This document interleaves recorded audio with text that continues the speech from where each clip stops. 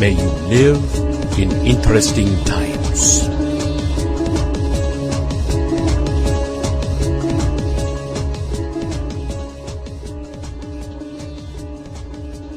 It is my pleasure to have Swiss historian Dr. Daniele Ganser on the show.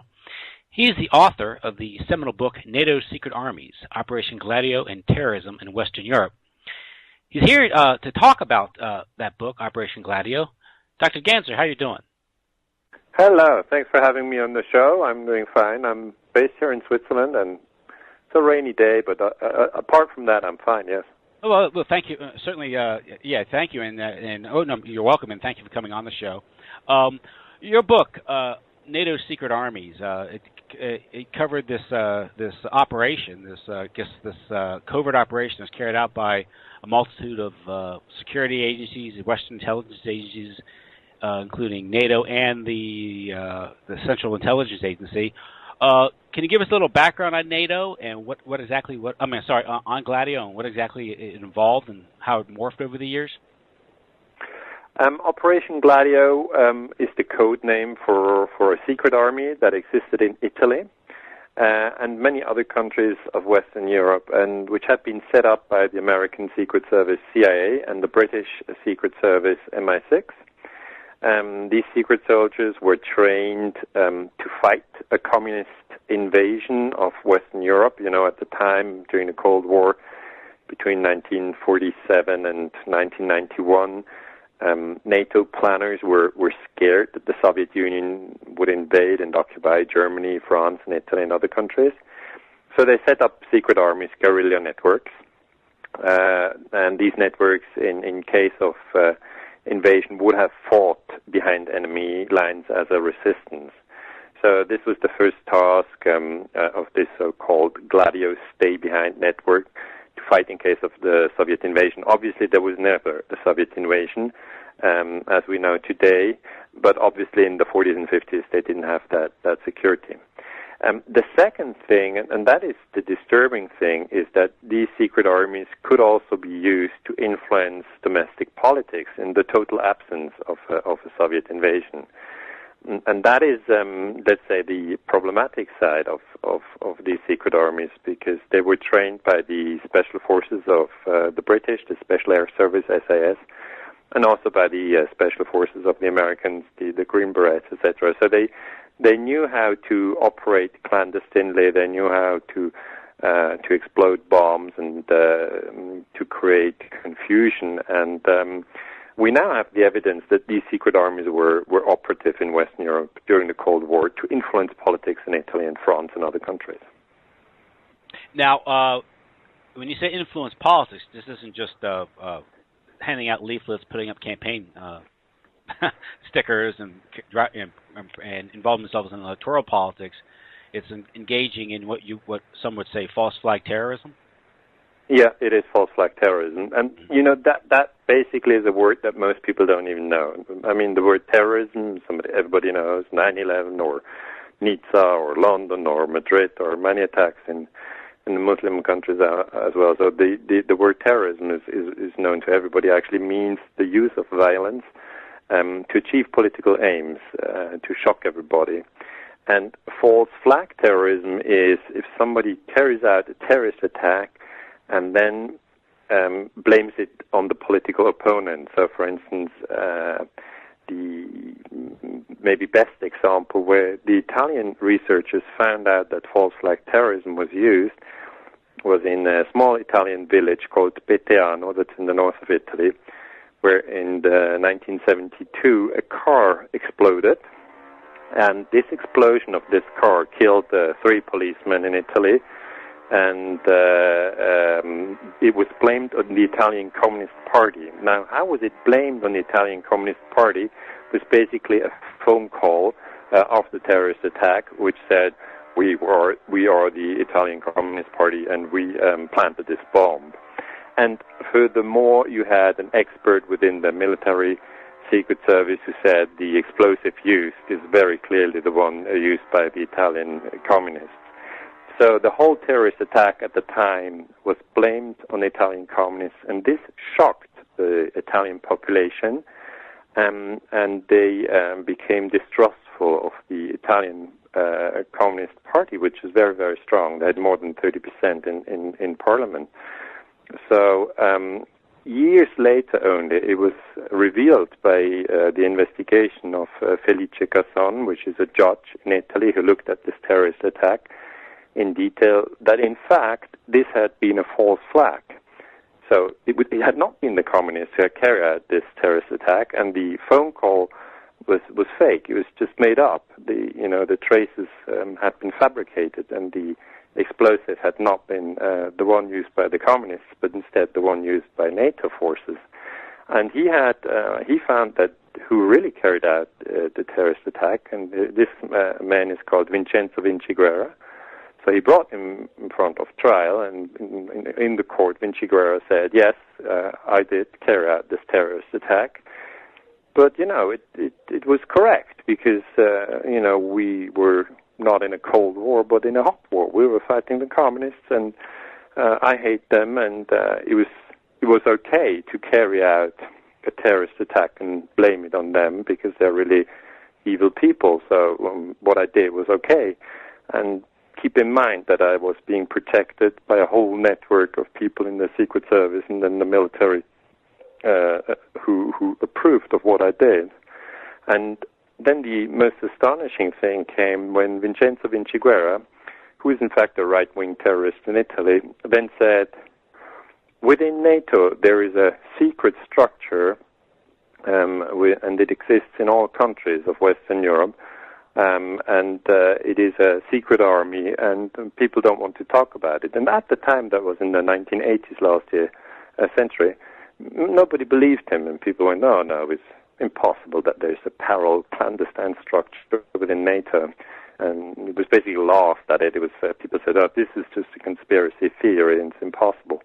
And then in a few years, the guy went to prison, and a few years later, in 1990, the Italian Prime Minister Giulio Andreotti had to confirm in front of the Italian Senate that indeed a secret structure existed within NATO with the code name Operation Gladio, and that the CIA was involved, the MI6 was involved, and that in many other countries this secret structure existed as well. So for me as a historian, it's very interesting to see that the original terrorist attack was in 1972, and it took 18 years until the full structure of this terrorist event became clear, and how deep and how far it reached, and that in fact it was false flag terrorism, and that the technique used was strategy of tension, which basically means put people into shock.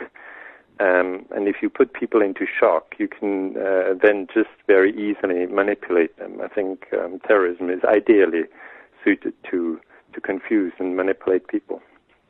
Yes, and Vincenzo Vinciguerra offered this quote, which is very telling. He said during his trial, "You had to attack civilians, the people, women, children, innocent people, unknown people, far removed from any political game. The reason was quite simple. They were supposed to force these people, the Italian public, to turn to the state, to ask for greater security." Yeah, that's exactly. Did you have it from my book? Yeah. Yes. Probably. Yeah, I read your book. Yeah. No. The quote is in the book, and it's people who don't think about terrorism. They're quite shocked because, first of all, they are always work on the assumption that the state in Italy, in the United States, in Great Britain, and anywhere else, that the state protects the population from terrorists. So the terrorists are like the bad guys out there, and the state would do everything to stop the terrorists from attacking the homeland. And the Gladio evidence, and that's, I think, why it's very important, the Gladio evidence shows that in some cases the state, through the military secret service, created contacts to violent extremists. I mean, Vincenzo Vinciguerra was not employed by the state. I mean, he was not an officer in the military corps, and he was not a member of the Italian military secret service. He was a well-known right-wing extremist in a group called Avanguardia Nazionale, which is just very well known for hating communists. And the pattern that was at work there was that the military secret service in Italy contacted this right-wing extremist and told him to carry out a terrorist attack. And that, to people, I mean, I teach history classes here in Switzerland at university level, and people are very shocked. Then they go, wait a moment, does that mean that the state attacks its own population just to scare them and manipulate them? I say, in some cases, yes. And that is still something today that people find incredible to understand, because they say it's very hard to start with to pay taxes for the state. But, we all pay taxes, and we think the state then, builds hospitals and builds roads, and when we need to move from A to B, we need a road, and when we're sick, we need a hospital. So, it makes sense to pay taxes.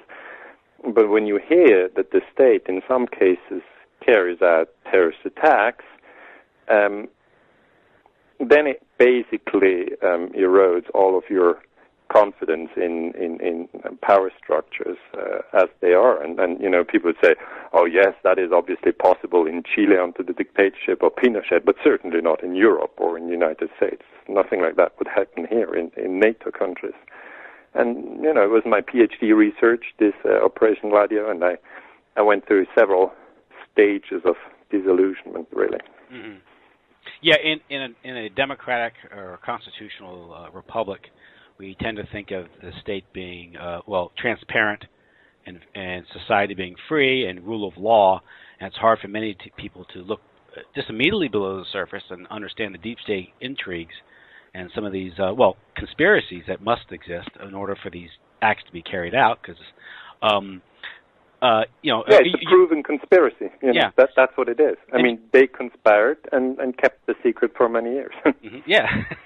So, and you have an interesting quote here: is like the differences of democracy, maybe in the dictatorship. You have, I think it was Spain's former defense minister under Franco, maybe. Under Franco, he goes. Yes, ask whether also under dictator Franco, a secret right-wing army had existed in the country. He said that was absurd because here Gladio was the government. Yes. Yeah. That was the funny thing. I mean, the funny thing in 1990 was, in 1990 Saddam Hussein invaded Kuwait, and America was all concerned about Operation Desert Storm. That was Bush, the senior, who was then involved in that affair. But here in Europe, we had quite a different story. We had this Gladio scandal, and the European Parliament, in fact, passed a resolution saying all states must, specify exactly who was in these secret armies, because, it became apparent that also Belgium had a secret army, that also Switzerland had a secret army, that also France had a secret army, that this secret network existed in Spain, that it existed in Norway, that it existed in Greece, in Turkey.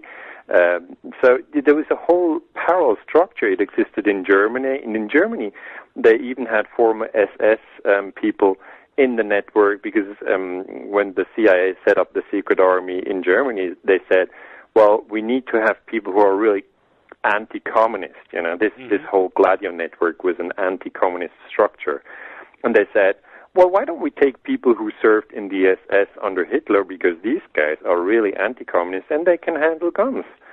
So, you have very absurd structures, and you think of, gee, when that became apparent, I bet they had a major investigation. But what you then see is that the European Parliament passes this resolution in 1990 saying that Gladio raises very, important questions on checks and balances in democracy. And, the European Parliament protests towards NATO because NATO ran these secret structures, and that they protest towards the U.S. government because the British and the U.S. government were sort of controlling the whole operation. And NATO just, ignored it. And the European Parliament could basically do nothing, because the power still lies with the member states in the European Union, and not with the European Parliament, which is without much power. But it's very interesting that still today in this terrorism debate that we have, most people have completely forgotten about Gladio. If you ask an average person on the street and ask him, what do you think about Operation Gladio? And they say, Gladio? I've never heard of it. Or you ask them, what do you think of the term strategy of tension? They say, strategy of what? I don't know what tension you mean. And if you ask them, what is false flag terrorism? Most people, I mean, I'm not, assuming your listeners are the same. Probably they're very well informed. I don't know them, but most people, average people here in Switzerland or in Germany or in Austria, where I have given a lot of lectures, they don't know what the strategy of tension is, and they don't know what Operation Gladio is. Yes, and it was funny. The thing is, I remember just in high school learning about Machiavelli, right? Yeah. And how a ruler rules, and part of even Machiavelli mentions this type of manipulation. So it's almost like and it's perfect match of Machiavelli. Okay. Yeah. I mean, Machiavelli was really an Italian philosopher or terror thinker, if you want, and he said, you can use these games to gain power. Mm-hmm. Actually, it's as if, false flag is as if I shoot myself in my leg and then drop the gun on the floor and say, you just shot me in my leg. Yeah. And then people will just think, Jesus Christ, he just shot him in his leg. And that I did it myself. Nobody would actually believe that you do something. And that is why it is so difficult for historians to actually find out the truth about these terrorist attacks. I mean, it took 18 years.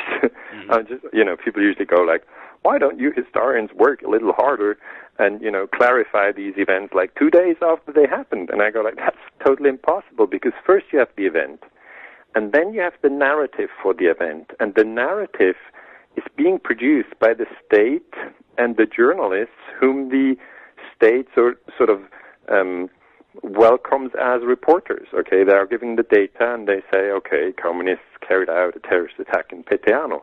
And then it's all over the news, in television and in print press, and then people obviously believe this. And so you have an established narrative that stands for many years.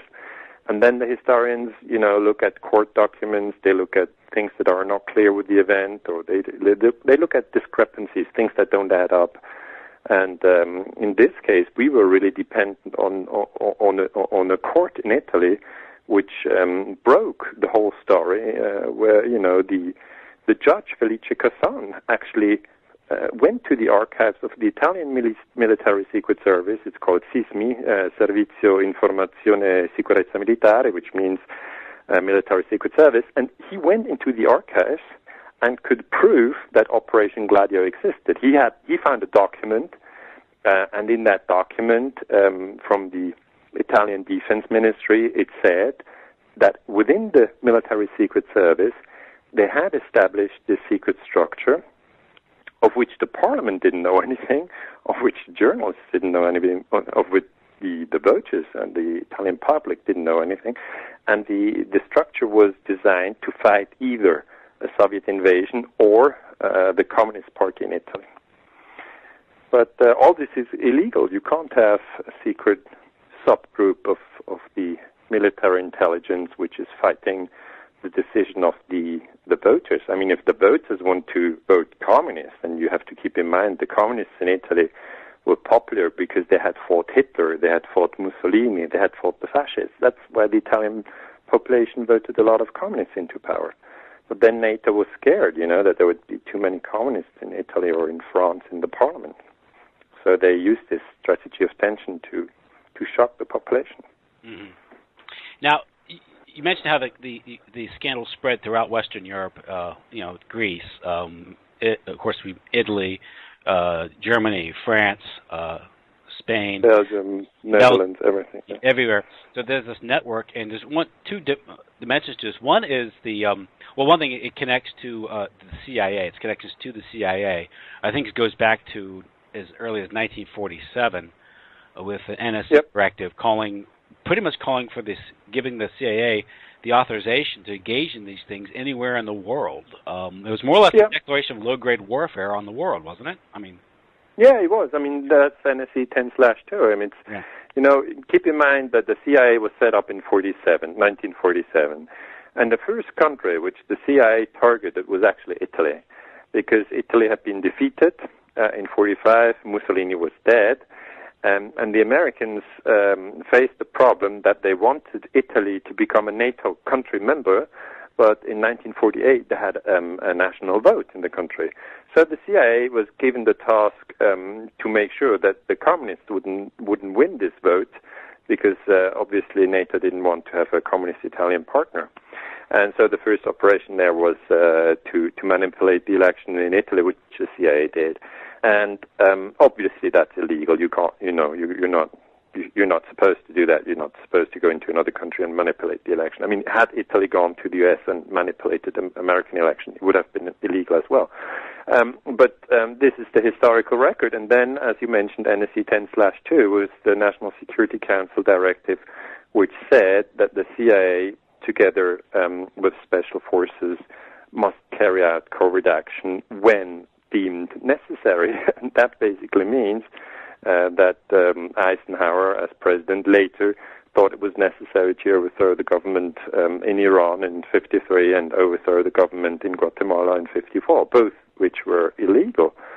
But these things happened sort of undercover and on the political, let's say, on the surface, where many people still are. If you watch just the surface, you don't see these covert action operations, because on the surface you have the Declaration of the United Nations, which also signed by the United States and France and Germany and Russia and India and China, and all countries now members of the United Nations. They signed this document, which is called the UN Charter, and it says that the country A is not allowed to use violence against the country B. That is totally illegal, and that is still today actually the law, the international law, but it's being violated all the time, unfortunately. Mm-hmm. Yeah, I think the directive for covert action called for propaganda, economic warfare, preventative direct action, whatever that means, including sabotage, anti-sabotage, demolition, evacuation measures, subversion against hostile states. But these are being conducted against countries like Italy and France and Germany and Belgium, right? These aren't Warsaw Pact countries. That's the surprising thing. Yeah. Yeah. That's the surprising thing, that here in Europe people start to realize that these secret operations were being conducted within NATO countries, from one NATO country, the US, against another NATO countries in Italy. And what you have there is basically the split that some Italians thought that's a good idea, and some Americans thought it's a good idea, so they together carried out these operations. You have an Italian general who said that the CIA was involved in terrorist attacks in Italy in 1969. That's the Piazza Fontana bombing. And then people, went crazy when he said that on trial. He said, the CIA basically pushed us in that direction, and keep in mind that at the time Nixon was in charge, and Nixon was a very strange man. And still today, historians obviously consider it as a taboo to say that the CIA pushed Italian military secret service members to link up with right-wing extremists, who then carried out terrorist attacks in Italy to discredit the communists. But that's actually how the available data looks like. And it's something that today most people don't even dare to ask. I mean, the question then is the CIA a terrorist organization? And if yes, then what situation are we in? I mean, should we give more money to the CIA to combat terrorism, or is that actually giving money to a terrorist organization? And it all makes for a big confusion in the head. And it comes back to this question that I put in the beginning of our interview, where we ask ourselves, is the state always protecting the population from terrorists? And the answer is no, not always. Yeah, they're sponsoring them in many cases, because that creates the dialectic. Yeah. I mean, we do have another case in Spain, in France, when the French in 1985 were trying to test their atomic weapons in the Pacific, and Greenpeace, which is a well-known environmental organization, said, "Well, you can't do atomic testing in the Pacific. It's destroying the nature and the people who live there. So they drove with their ship, which is called Rainbow Warrior. They drove into the testing area. So the French government of President Mitterrand was very annoyed because they couldn't, explode their bombs. And Greenpeace ship was then in New Zealand, and the French Secret Service, DGSC, Direction Générale Sécurité Extérieure, just sent a team to New Zealand, which put a bomb on the ship and sank the ship. Now, one Greenpeace photographer on board of the ship died, and obviously the ship could no longer, drive out there into the water and stop the atomic testing. But it's just another example of state terrorism. I mean, France cannot put a bomb on a Greenpeace ship. Had IS done this, everybody would agree this is terrorism. Had Al-Qaeda done this, or Hamas, everybody would say, well, that's terrorism. You can't do that. And the same is true if a state like France carries out a terrorist attack. It's just not okay. But the politicians which are responsible, they very, very seldom actually have to stand up for what they did. They very seldom take the responsibility. At the time, the French defense minister had to resign.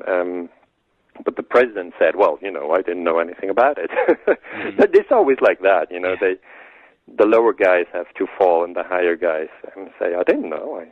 Like Ronald Reagan during the Iran-Contra. Yes, plausible deniability. He said, I had no clue. Yeah. Oliver North had to fall, and Reagan said, gee, I didn't know. That's very surprising.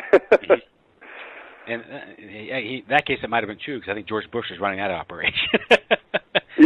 Plausible deniability, Yeah, plausible deniability basically means that all presidents are fools, that they don't know anything. But it's not the case. In case of the Greenpeace ship bombing, the historical research is pretty much advanced. We know who the guy was who planted the bomb, and he's actually confessed to it, and he said, I'm sorry for it, actually I shouldn't have done it, and I did it because the orders came from a democratic society. And I said, well, come on, if even that's the lessons from Hitler, that you should not never blindly follow orders, because that's what we have in World War II, that officers in Germany said, I was just following orders. That's no excuse. You're responsible to your own consciousness. Yes.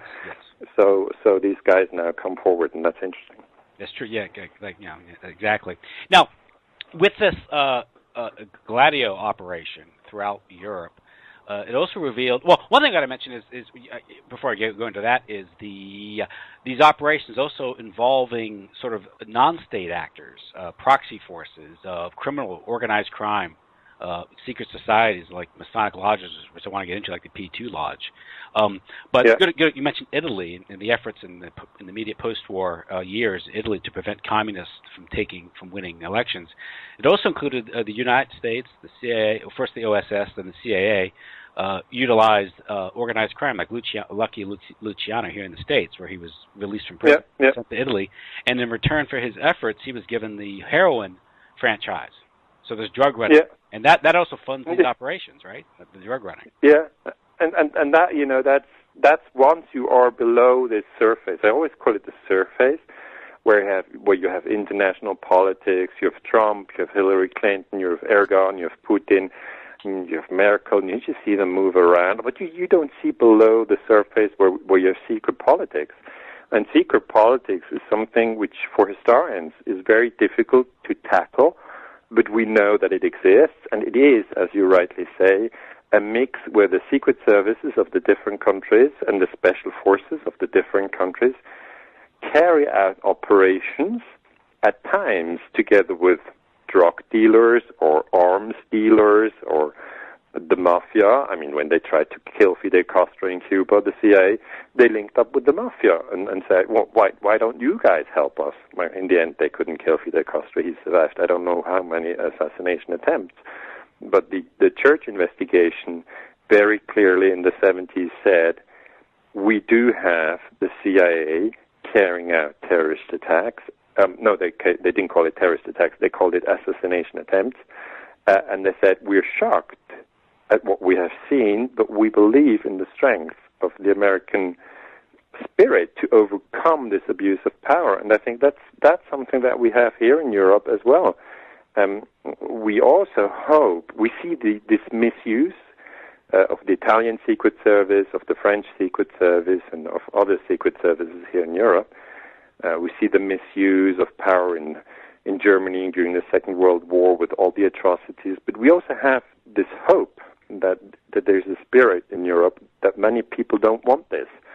And you know, the vision would be that the peace movement in Europe and the peace movement in America would sort of link up, because they both have a lot of information of what happened in their country, and they both have a lot of specific data that power was abused again and again. You know, it was not just once, and you don't have to go to China or to Russia to find abuse of power. You find it in NATO countries, and you find it during the last 70 years, and Operation Gladio is just one example of it, but it's an example which is not very well known. Mm-hmm. Now, of course, with Gladio, it's interesting because you of course, you mentioned Castro, and that brings up the Kennedy assassination. And here in the States, we had a thing called Operation Northwoods, which officially never went operative, because Kennedy reportedly rejected the plan, but then sent the general packing to run NATO. Lemnitzer.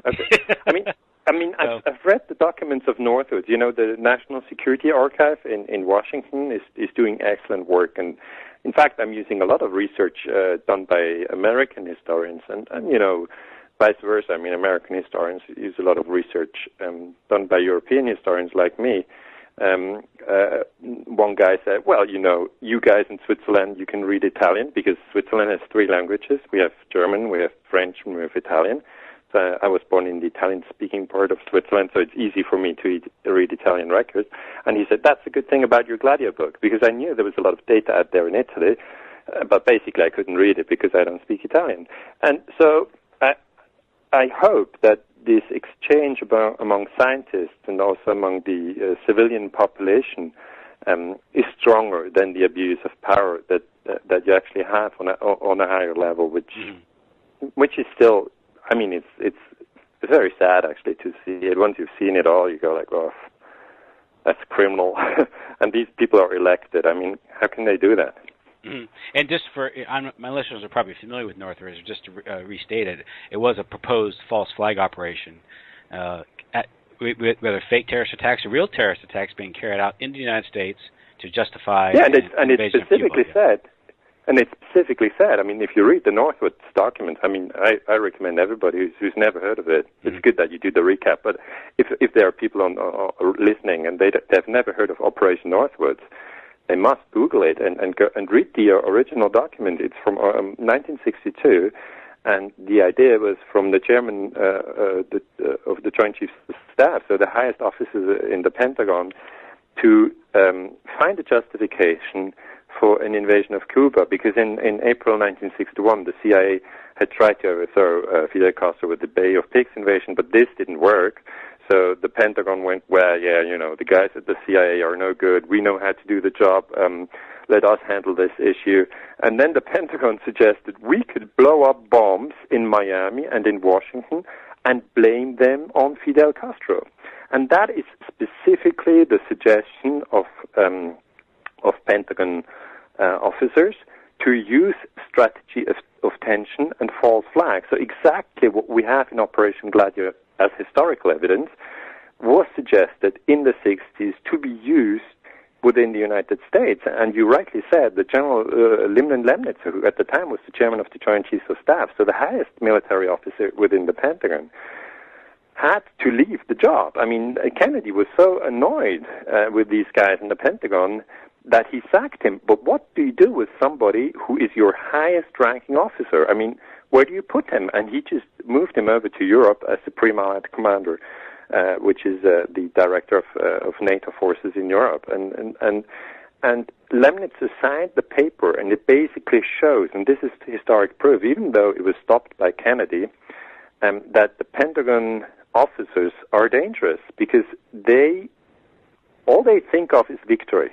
Okay, it's not that they think, well, you can't kill anybody to reach your aim. If you are a military officer who's gone through several wars, for you, there's no obstacle to kill anybody. You just want to reach your aim. And if the aim is to overthrow Fidel Castro, you can also fool people and for instance, explode a plane in Cuban airspace and say Fidel Castro shot it down. And that's also in the Operation Northwoods document. Mm-hmm. It says, let's take planes in America, let's put people in these planes and say these are students who go to, I don't remember, I think to Peru to help the poor people, some humanitarian thing.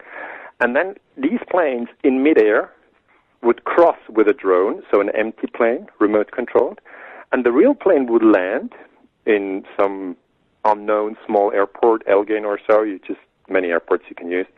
The people would leave the plane again, and their identities were just fabricated, and then the drone would go over Cuba with a bomb, and then it would explode over Cuba, and international news would report that Fidel Castro had shot down a plane with American students on their way to help the poor people in Peru. And just think of such a story. Obviously, the citizens in Europe and in the U.S. would believe it. They would never say, oh, gee, no, I think that's just a drone which had been replaced with other people who landed somewhere. People go, you're just a conspiracy nut. and this is the sort of the problem that we face as historians. It's the same with the Tonkin incident. It was a fake. Yep. Johnson said we were attacked by the Vietnamese. Now, more than 50 years later, we know there was no such attack. But we had 3 million people killed in Vietnam. Yeah. Yep.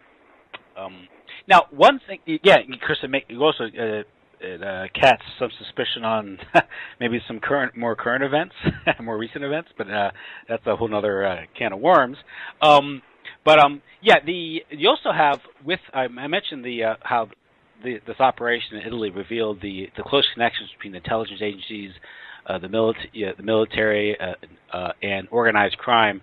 But also this strange organization, the Propaganda Do, the P2 Lodge, this Masonic Lodge, and how this provided a structure for a virtual parallel government in Italy. And this gives an idea how an operation like this, how a government can be suborned and undermined, how you have the surface government, the overt state, then you have the deep state. And what's really, the real pulse of the government is really are in these deep state connections through this Freemasonic Lodge, correct? Yeah. I mean, in this case, Propaganda Due was a Masonic Lodge, and the key player was Licio Gelli. I also have this in the book. Mm-hmm. And, he was on the surface, again, he was just, a businessman. Nobody knew what he was really doing. He was just a businessman. He happened to be an influential businessman, so, he was always invited when a U.S. president got elected and he had his party, so Licio Gelli would be invited. And people knew, okay, he's got very good contacts in the United States, but still in Italy you wouldn't know who Licio actually is. And Licio Gelli, if you look at his biography, you see that he coordinated a whole network of people who were in parliament, who were within the executive, who were judges, and who were in the press. And when they decided on something, the parliamentarian would push forward a bill and, would push forward some reform. The same guy whom he knew within the executive branch would then carry out this program, and the next guy, again a friend, would then print a story about it in the newspaper. And to just ordinary citizen, it would look like these different parts are controlled by checks and balances, because if you go to school and you read a textbook about democracies, you will learn, okay, there's the executive branch, this is the president and 10 ministers, and they're very strongly controlled by parliament, and this is the Senate and the House of Representatives, and whenever there is a misdeed done by the president, the parliament will go and have a very, very thorough investigation, and in case the parliament fails, you would actually have a journalist. But journalists try to, find the truth whenever they get up in the morning. And, they will find out the scandal, and in the end, the truth will win. And that's the story you get when you go to school and you're maybe 15 years old. Later, when you're an adult, you find out, no, come on. When there's a big scandal, they usually cover it up. they cover it up through networks that are beyond checks and balances. So you have the people who do the investigation actually being friends of those who are being investigated, and that's politics. Yes, and yeah, you get when you grow up, you get this textbook fairy tale about how the government's run and how society is governed, and you get if you ever wake up to it, you notice how these clandestine or sub-rosa networks actually operate. It operates almost like under Freemasonic principles. This is a way of organizing and networking to engage in all types of high-level malfeasance without ever getting caught. And that's its practicality, and that's why this relationship between P2, NATO, the various intelligence agencies, business connections, various bureaucracies in the government, and this is how this secret elite can actually control society, or at least prevent the checks and balances from operating. We're here in the States. The important thing. Sorry, no, I didn't want to interrupt. Yeah, just here in the I States. just want to say the important thing to keep in mind is that we should never think that this is that the whole elite is corrupt. You always have good people in parliament. You have good people in the media, and you have good people in the executive branch. And sometimes they step forward and they say, "Hey, come on, that's not true." I mean. We, for instance, had Ray McGovern, who worked in the CIA, and when the weapons of mass destruction story came forward, he said, that's a lie. And he stepped forward. Or we had Joseph Wilson, who's the ambassador in Nigeria, I think. And when Cheney told the story with with Iraq acquiring yellow cake from Niger, Wilson came forward and said, hey, that's not true. So we always have people within these groups that still stick to the truth and who still follow their moral inner calling, and who say, no, we must not kill and lie. We must try to make the world a better place. And these people, they exist out there. So I think it's very important that also in Italy, the way that in the end Operation Gladio was uncovered was actually the brave, honest Felice Casson. It was one man who broke the story. He had the powers, as a judge, to open the can of worms, as you called it. It's indeed a can of worms. But if one human being on the right spot has both courage and honesty, these networks can be defeated. Yes. And I was mentioning here in the States, how it's controlled. Obviously, we've had Operation Mockingbird, the CIA. How the CIA admitted to having 400 of the top journalists on the payroll. But it's more subtle, because we have the Council of Foreign Relations, secret societies like Skull and Bones, these elite people who control corporations, the media corporations. And you mentioned how stories are created and reported, and it seems like this is all independent but really, it's all being coordinated. The CFR would do the same thing with how our foreign policy consensus is created through these networks and policy things like that. I think people today, what we do have with the internet now is that people wake up more and more to the fact that wars very often start with a lie. I mean, many listeners of your show obviously know that the Vietnam War started with a tonking lie, and in this sense, President Johnson is a war criminal. You can't just start a war against another country. If you do it, you're a war criminal. You can't do it. And if you attack Iraq in 2003, as Bush did and Tony Blair did, then that, again, is illegal. Think of Iraq attacking Great Britain in 2003. That also would be illegal. So Bush and Blair are also war criminals. But the problem for people is that they think, why do these guys go completely unpunished while we have 1 million people dead in Iraq? Why can you actually get away with such a big crime while if you shoot one person, you get arrested? And, don't get me wrong, I think it's totally right that you get arrested if you're a murderer and you kill one person. But what people really... I talk to many people, and they usually say, I know that the Iraq War started with the weapons of mass destruction lie, and I know Operation Gladio actually manipulated terrorism in Europe, and I know Operation Northwood suggested blowing up a plane across Cuba just to blame Cuba. But what do I do with all this knowledge? It makes me depressed, and I say, don't be depressed. Don't be depressed. The idea right now is for the first time probably in human history with the Internet, we have access to knowledge which shows how the abuse of power works. And we see it in many different countries. It's not about Italy, where you say, oh, the Italians, they're all criminals. Or it's not about the US, where you say, oh, the Americans are all criminals. It's not about Switzerland, where you say, oh, the Swiss are all criminals. It's just in each country, the elite, the most powerful, they have a lot of criminal energy. Whereas the 99%,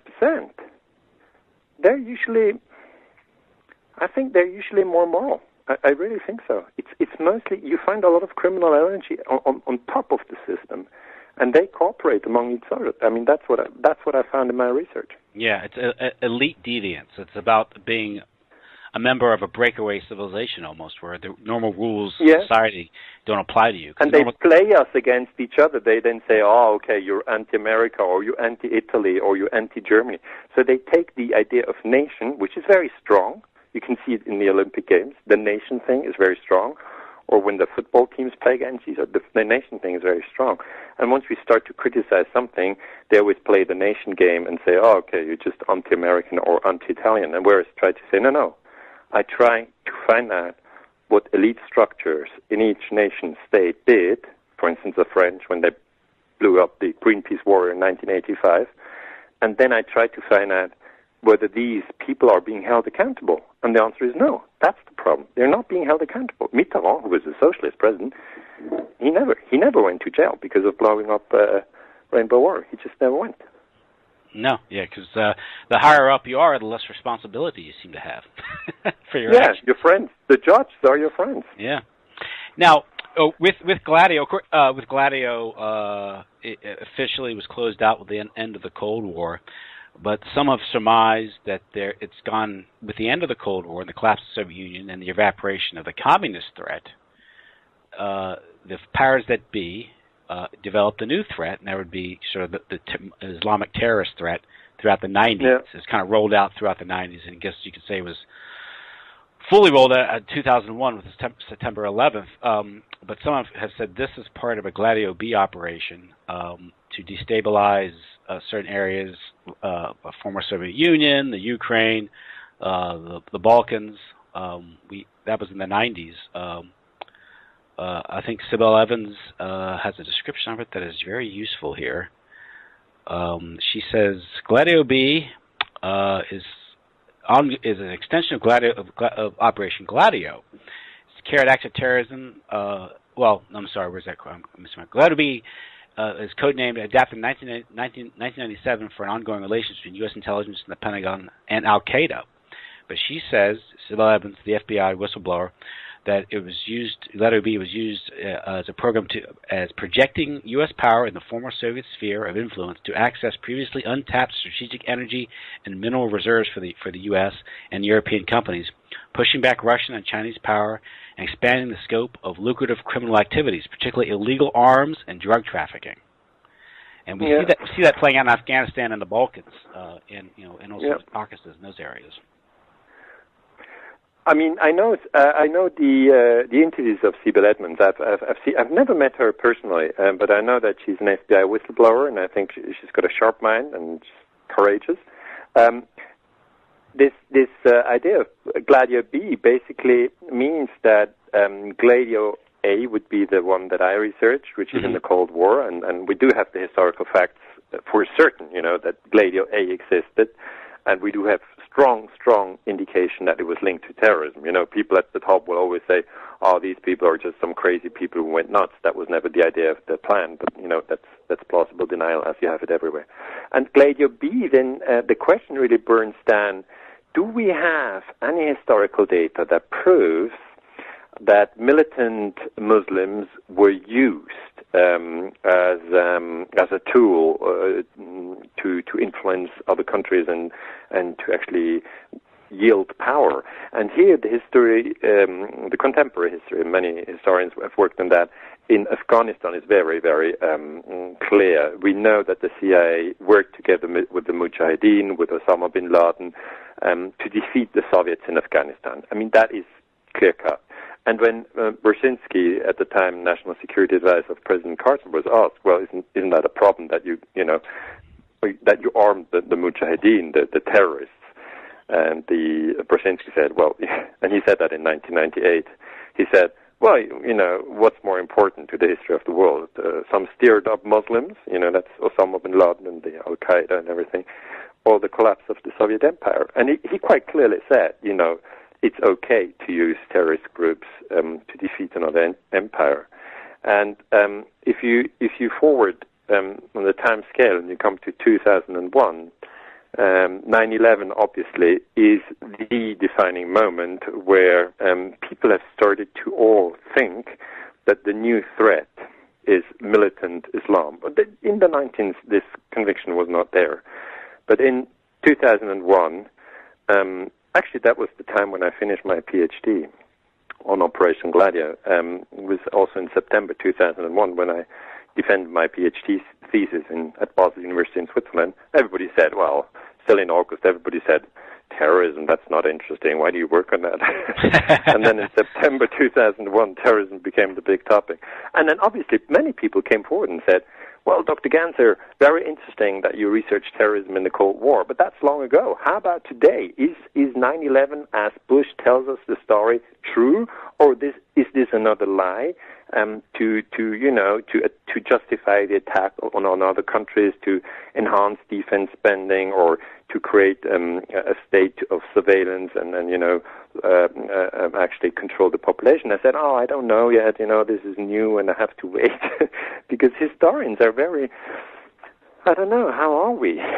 We just usually wait before we talk, and I waited until 2006. So the first 5 years didn't say anything on 9/11, and then 2006 I published an article here in Switzerland where I said there's a very bitter debate over the fall of World Trade Center 7, the third tower, which collapsed in New York, which was not hit by a plane. And then I said, take some logic. If the Bush story for 9/11 is that the towers fell because they were hit by the planes, and the planes were full of Muslim terrorists, then why did 3 towers fall in New York, whereas only 2 were hit by planes, according to the official story? And I just confronted, fellow scientists here in Switzerland with the story, and they said, I didn't know a 3rd tower fell, or, that 3rd tower probably fell due to an earthquake, or due to fires, or due to, I don't actually know why it fell, it just fell.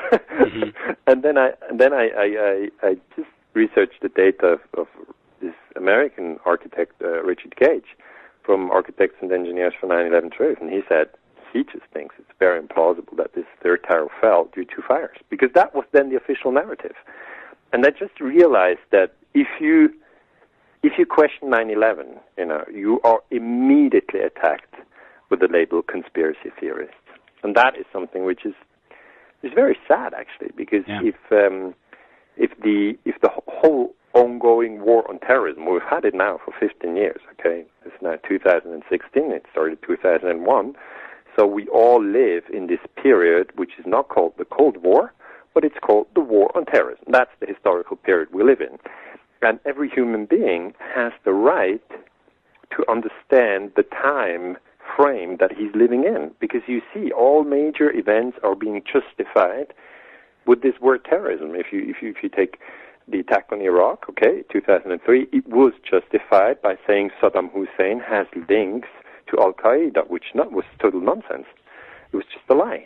And then it was, said that Saddam Hussein is going to give the terrorists atomic or biological or chemical weapons, which again was total nonsense, but he helped to justify the war. Or the attack on Afghanistan in 2001, where Germany participated, Canada participated, France participated, Italy participated. All NATO countries suddenly went to Afghanistan, bombed the country together with the U.S. Again, it was justified with the reference to 9/11. So every historian today agrees that 9/11 is a very important event. But when that is said, we must have the freedom to research 9/11 again and ask whether Bush told us the truth, or whether they lied. And that is still today, I think, a very, very important question. And with the collapse of World Trade Center 7, which was not mentioned in the 9/11 Commission report of Zelikov. It was not mentioned in that report. They just mentioned that the building existed, but they don't mention that it collapsed. And that means the 9/11 Commission report, which was published in 2004, is not of great value. I mean, if they miss one building, it's just not good enough. The quality is not good enough. Mm-hmm. This whole thing goes on. Gladio is a thing of the past, but it's also a thing of the present. Well, you recognize patterns, right? I mean, that's one thing is pattern recognition. And if you see some of the sniping that was going on in Ukraine. Same there. Yeah, same thing. That was 20 February 2014. Yeah. And when I got the data, usually I have a whole network of researchers who know my research, and they know that I look at secret warfare. So when something happens and secret warfare plays a role, then I get the data very quickly. And this is also has to do with the digital nature of our communication universe today. You know, people don't need to go to the post office and send me a letter or bring a book to the post office. They just send me a link. And when I looked at the data of this sniper massacre on February 20, 2014, which was actually the start of the war in Ukraine, which is still ongoing, what you see there is that you have people around sitting on the houses, on the Maidans in Kiev, in the capital of Ukraine. You have an important square. It's called Maidan, and there you have these snipers on the rooftops, and they shoot both police and demonstrators. So they kill actually both sides. And if you do that, it's actually exactly what we see in Gladio. It's called strategy of tension. You create a lot of tension. And what they did is they blamed it on the ruling president of the Ukraine, Yanukovych, who then, I think he didn't do it. I think it was false flag. They just said he did it. And then everybody was like, oh, Jesus Christ, the dictator kills his population. And that was the story that you could read here in Switzerland and also in Germany. And people didn't look at the details, but there's a Canadian researcher who's called Ivan Kotkanovsky, and he did an excellent paper on the issue, and he said this operation was false flag strategy of tension. Yeah. And he says, actually what we have in Ukraine was a regime change, and Victoria Nuland from the U.S. Foreign Department was interested in having a new government. The new government is now in place. It's the President Poroshenko, and they want them there because they can bring Ukraine into NATO. And the Russians, they monitored this very well. They knew that it was a strategy of tension. And what they did next month, so in February 2014, you have the strategy of tension, shooting the snipers. And in March 2014, Putin takes the Crimea. So because he says, I'm not going to give you whole of Ukraine, you're kidding me. This is the base for my navy, and now if you look at the newspapers, both in the U.S. and in Europe, it always starts with March 14. Okay, it starts Russians' unprovoked aggression led to the conquest of Crimea, and that is such a silly joke. I mean, if you cut out one bit and you start with the second step, you can confuse people forever. It's like, one guy hits the other one on the nose, and then the guy who's just been hit on the nose hits back into the stomach, and you just film the stomach hit, and you always say, oh, this guy has started an unprovoked aggression. But it's really a very serious crisis because there are forces who try to drag Ukraine into NATO. These forces are in the United States, some are in Germany, some are in Great Britain, but they really want to have Ukraine within NATO. And if you look at Russian history, you will see that the Russians will never let the whole of Ukraine become a NATO member. They've already seen Poland being integrated into NATO, Romania, Bulgaria, Estonia, Lithuania, and they don't want NATO to become closer and closer to Moscow. So that's why we have this war in Ukraine. It really is a war which started with these snipers on February 20, 2014, and everybody who's interested in this war should look at this massacre in detail, I think. Okay, thanks for having me, and have a good day, and stay, awake in these interesting times, as you rightly call them. Thanks. So long. So it's very good. Bye-bye, Tim. Bye-bye. Bye-bye.